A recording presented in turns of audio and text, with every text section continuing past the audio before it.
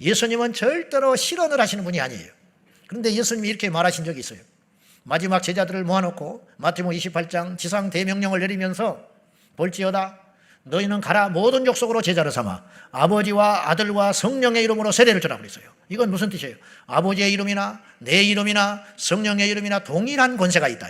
동등이라는 동등. 예수님이나 성령님이나 하나님이나 능력이나 위엄이나 권세나 찬양받기에 동일한 분이라는 거예요. 그래서 삼위일체.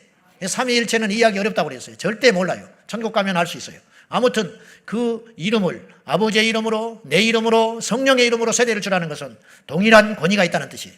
그 이름으로 세례를 주고 내가 너희에게 가르친 모든 것을 가르치고 또한 지키게 하거라. 그래놓고 주님 뭐라 하셨냐면 세상 끝날까지 내가 너희와 함께 하겠다고 약속하셨어요. 세상 끝날까지 이 세상의 종말이 올 때까지 내가 너희와 함께 하겠다고 말씀해놓고 가버렸어요. 주님이 훌떡 가버리셨어요. 승천에 가버리셨어요. 그럼 이게 뭐냐 이 말이에요. 예수님이 거짓말할 리는 없는 거예요. 그러면 그 말씀을 정확히 해석을 해야 돼요. 함께 있다 하셔놓고 가셨다. 그러면 가신 것이 아니라는 거예요. 깊은 의미가 있어요. 그게 뭐냐? 또 다른 보혜사로 너희에게 임하겠다 그런 뜻이에요. 자, 여기서 보혜사라는 말은 무슨 말이냐? 파라클레토스라는 말인데 이 파라라는 말은 곁에라는 접두어예요. 그리고 클레토스라는 말은 부른다라는 뜻이에요. 그러므로 이 말을 합성해보면 이런 뜻이에요. 곁에 불러가지고 자기를 돕게 한다 그런 뜻이에요. 이 일상 우리 주변에서는 쓰는 말은 아니에요 지금.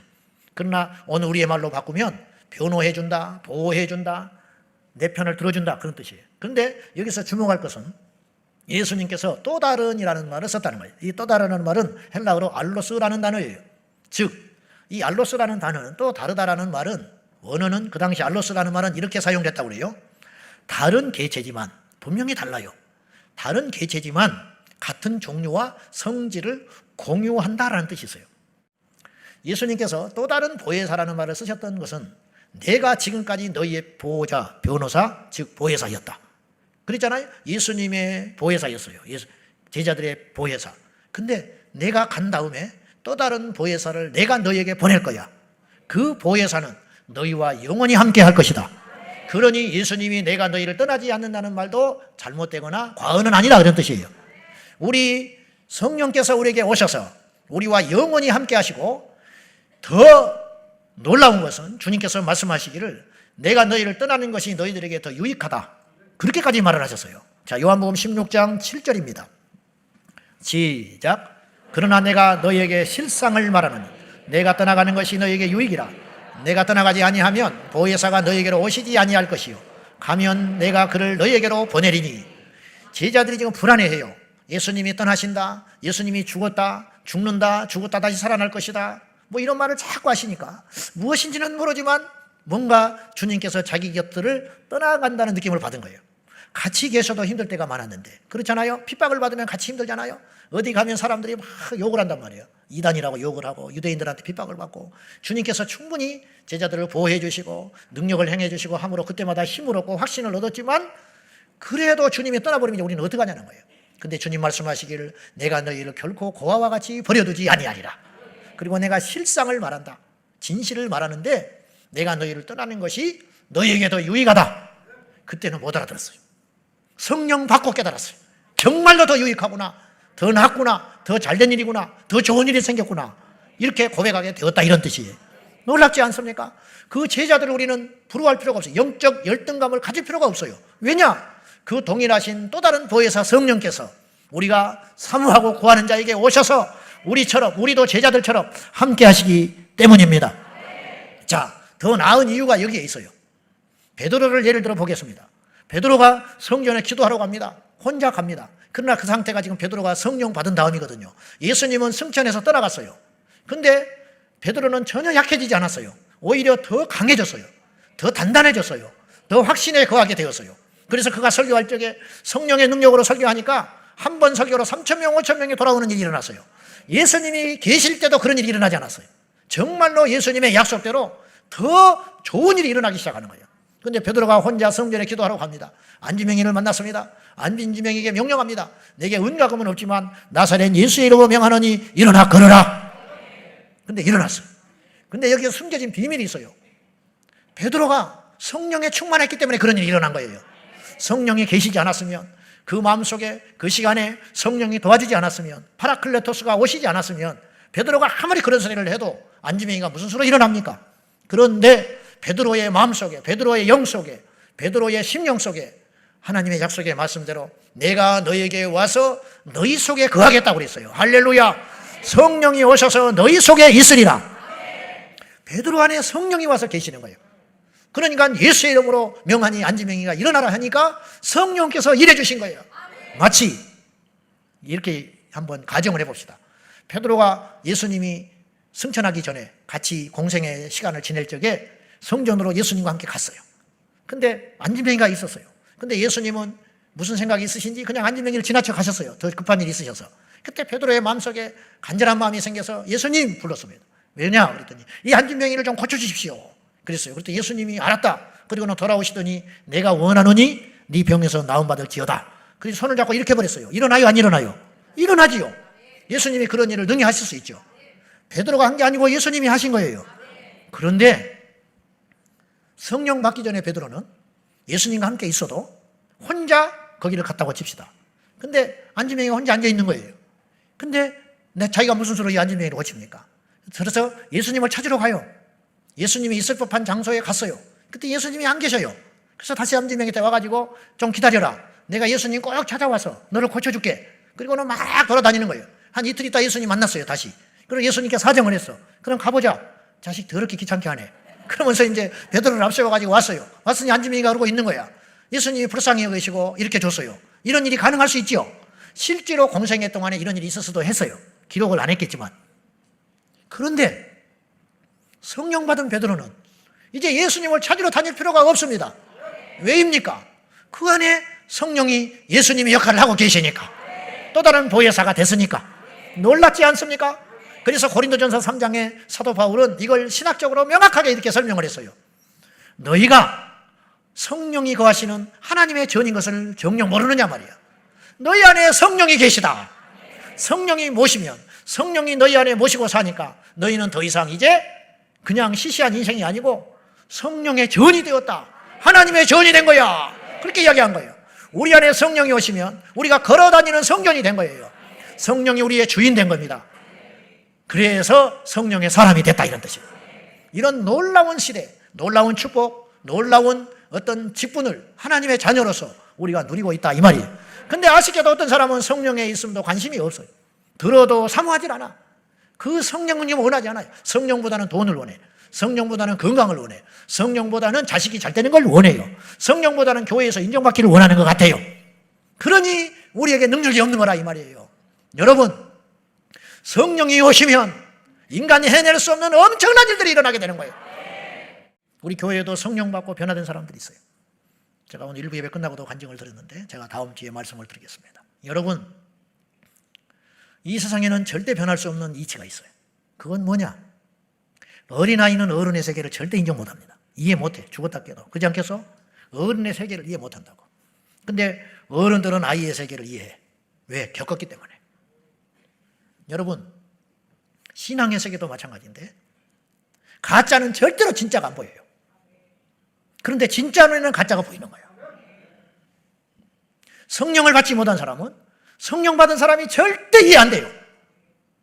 그러나 성령 받은 사람은 성령 받지 못하고 교회만 왔다 갔다 하는 종교인을 보면 안타깝고 속상하고 미쳐버릴 것 같아.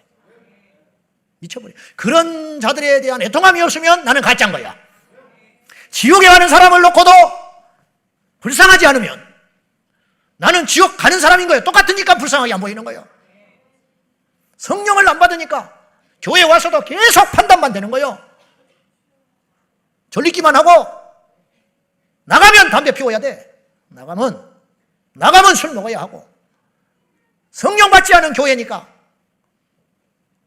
장로들이 모여서 술을 먹고 남성교회 모여서 삼겹살 구워 먹으면서 안주가 좋다고 그러고.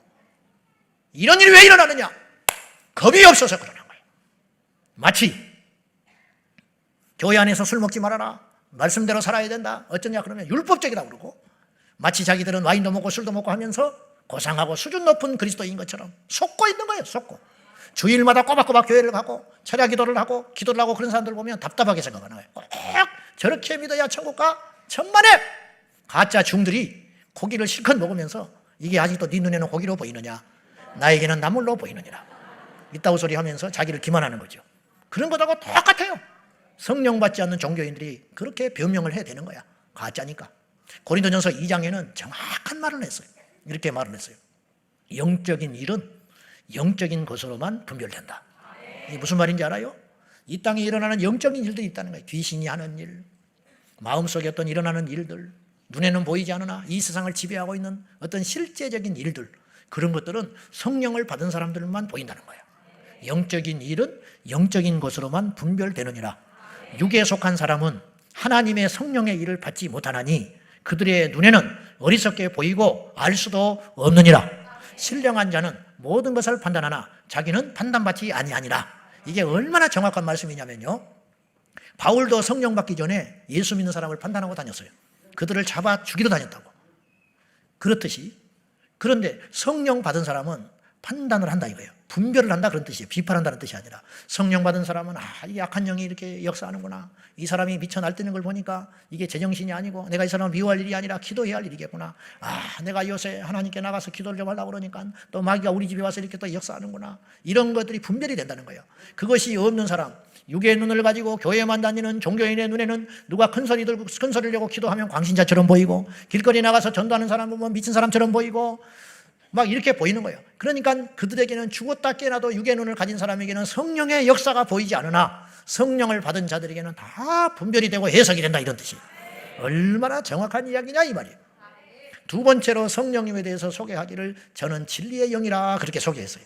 17절 보겠습니다. 다 같이 시작. 그는 세상은 능히 그를 받지 못하나니 이는 그를 보지도 못하고 알지도 못함이라. 그러나 너희는 그를 아나니 그는 너희와 함께 거하시며 또 너희 속에 계시겠습니다. 저는 진리의 영이라. 세상은 능히 그를 받지 못한다. 감당 못해. 그러니까 사람들에게 천국과 지옥을 이야기하면 비웃어요. 예수님이 다시 오신다고 그러고 믿지 않아요. 당신은 죽는 것으로 끝나지 않냐고 진짜 세계가 열린다고 그러면 미쳤다고 손가락질하고 간다 이 말이에요. 정말 그런 것이냐는 거예요. 김상호 장로님이 무덤가에서 기도를 하다가 하나님께서 환상을 보여줬어요. 지옥을 예수님이 보여줬는데 지옥에 갔더니 술 먹는 지옥이라고 써있더래. 오늘 왜 이렇게 술 이야기가 자꾸 나오는지 모르겠어요. 누가 술 끊어야 할 사람이 있는가. 술 먹는 지옥이라고 편말이 박혀있는 웅덩이가 있더라는 거예요. 지옥에.